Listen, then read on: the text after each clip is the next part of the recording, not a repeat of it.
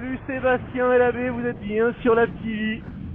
Coucher de soleil sur le spot du pont-levis. Un jour bien chahuté, on va dire. Vent très fort, 35 jusqu'à 40-45 nœuds dans certaines rafales. Là, c'est en train de mourir. Donc, il reste plus que des rafales très vilaines avec des grosses molles au milieu. Bref, un très mauvais vent.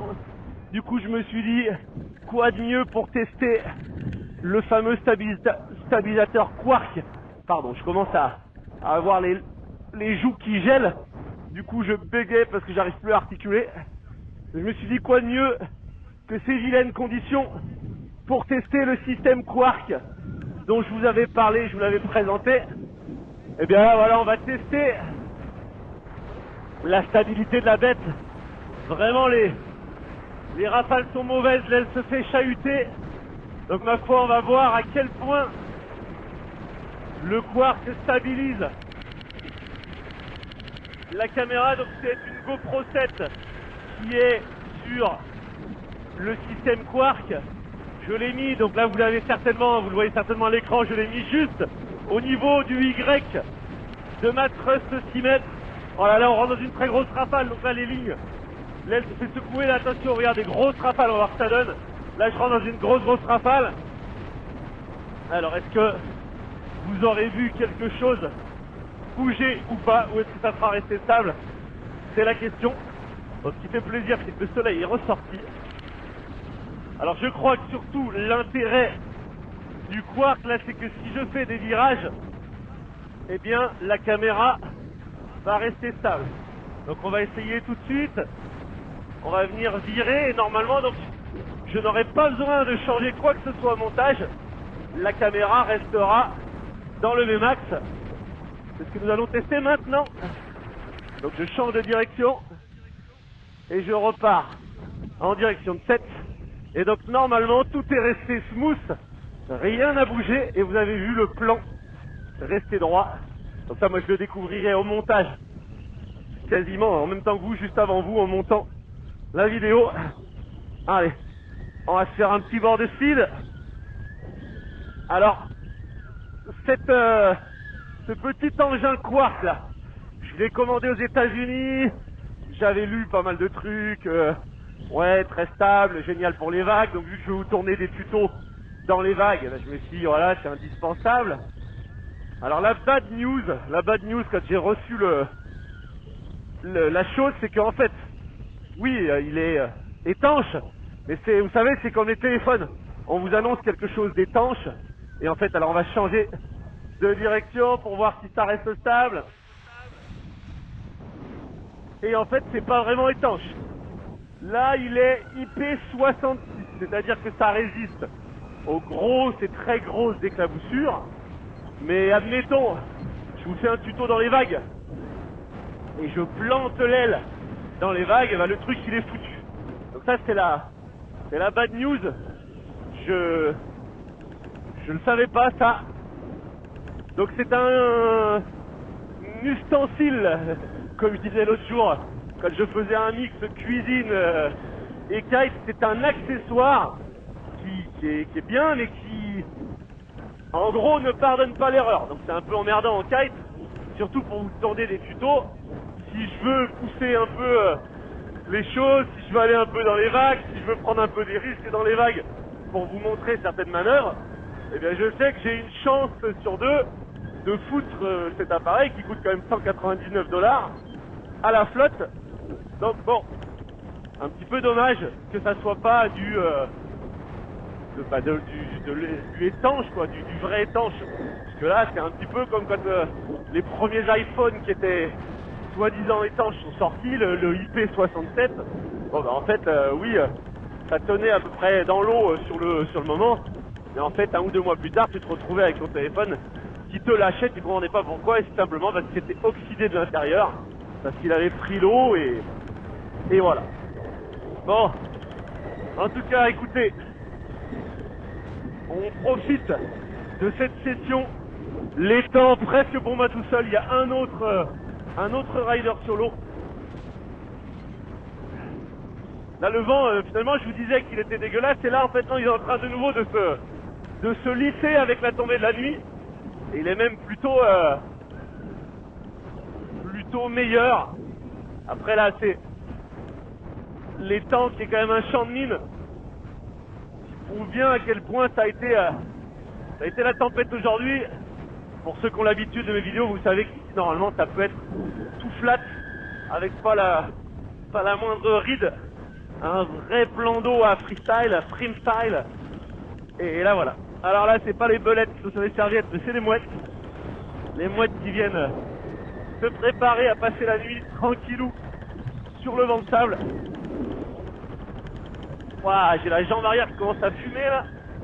On va peut-être retourner en direction de cette revirage. On va voir si ça reste stable. Et on est reparti. Les glissous. Bon, par contre, à mon avis, j'ai mal installé le dispositif. Parce que là, je vois que la caméra, elle est totalement de travers par rapport à moi. À mon avis, il fallait que je la stabilise dans la position dans laquelle je la voulais au départ. Pour que le quark la remette systématiquement face à moi. Alors que là, je vois qu'elle est un peu penchée. Donc, à mon avis, ouais, c'est parce que j'avais lu dans le manuel qu'il fallait que je stabilise la caméra dans la position dans laquelle je voulais la stabiliser, que j'appuie 2 secondes sur le bouton et qu'ensuite je démarre. Le seul truc, c'est que là, c'était tellement la guerre sur la plage au moment où j'ai installé le matériel dans les lignes que du coup j'ai passé le malin, j'ai appuyé sur le bouton, j'ai décollé l'aile et je suis reparti. Surtout que la fixation qui est fournie avec, c'est la première fois que je l'utilisais et il y a quand même 5 crans dans lesquels il faut passer les avants. Donc c'est pas facile. Par contre, on est sûr de pas perdre le truc. Hein. C'est bien fixé aux avants. Il n'y a aucune chance que ça sorte. Ah, les mouettes. On va essayer de les tracer. Je sais pas si vous allez les voir à l'écran. Ah, elle a fait demi-tour. Elle a changé sa trajectoire.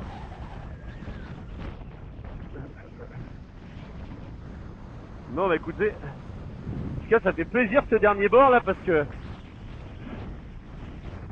le vent était un petit peu compliqué les 2 dernières heures. Je m'étais dit, ouais, il faut que tu abandonnes, vas-y, rentre, ça sert à rien. Je me suis dit, ouais, je voudrais quand même tester ce quark. Alors pour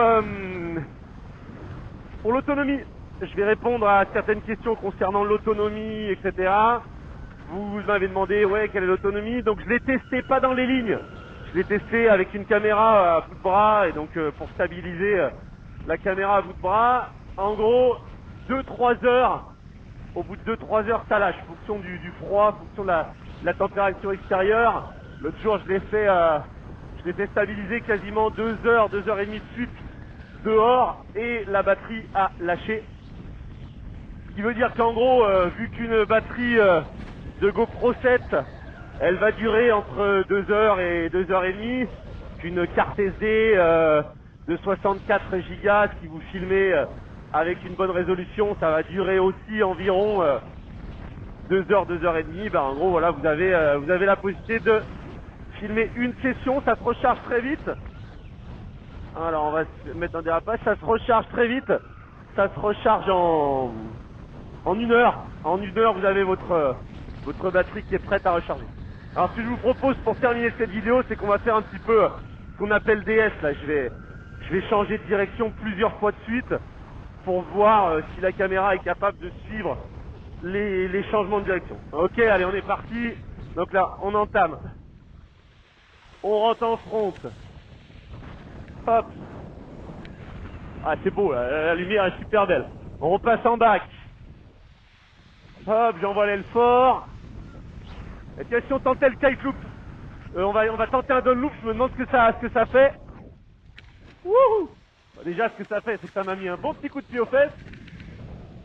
Et donc on verra si la caméra s'est adaptée ou pas, je pense, puisque de toute façon, le down loop s'est passé derrière la caméra.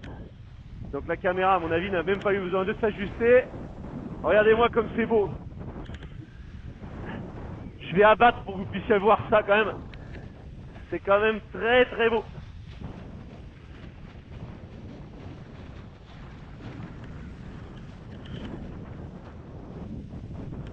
Ah là là, rien ne vaut les sessions sunset. Bon bah écoutez, moi je vais continuer à me régaler. Je rappelle à ceux et celles qui suivent la chaîne, ceux et celles qui habitent dans le nord de la France ou en région parisienne et qui souhaitent me rencontrer, que je serai au Salon Nautique les 15-16 décembre. Je vous donnerai plus de détails d'ici là, mais 15-16 décembre, je serai au Salon Nautique. Pour ceux qui souhaitent me rencontrer, je vous rappelle au niveau de la chaîne que si vous voulez ne pas rater la moindre vidéo, que vous voulez être tenu au courant de l'actualité LAV, il vous faut activer la petite cloche de notification juste à côté du bouton s'abonner. Si vous êtes nouveau, que vous découvrez la chaîne, eh bien écoutez, venez vous amuser avec nous, venez glisser avec nous et vous deviendrez un glissou. Et donc là, dans ces cas-là, il vous suffit d'appuyer sur ce petit bouton justement s'abonner, puis d'activer la petite cloche des notifications. Voilà, et puis qu'est-ce que j'ai à vous dire de plus? On partage, on like, on commente. Voilà, cette chaîne est la mienne, bien entendu, mais cette chaîne est aussi la vôtre, les glissous. C'est aussi la vôtre, donc c'est à vous de la faire vivre. C'est à vous, en commentant, en partageant, en likant, de lancer des sujets, de lancer des débats. Bref, de faire vivre cette chaîne LAV TV. Bon, écoutez, égoïstement, je vais me garder ce petit moment là de finale de coucher de soleil qui va passer vers l'horizon pour moi tout seul. Eh ouais, je suis désolé. Donc je vous dis, n'oubliez pas, life is the beach, alors on se prend pas la tête et on en profite. À très bientôt, mes glissous. Ciao, bye bye.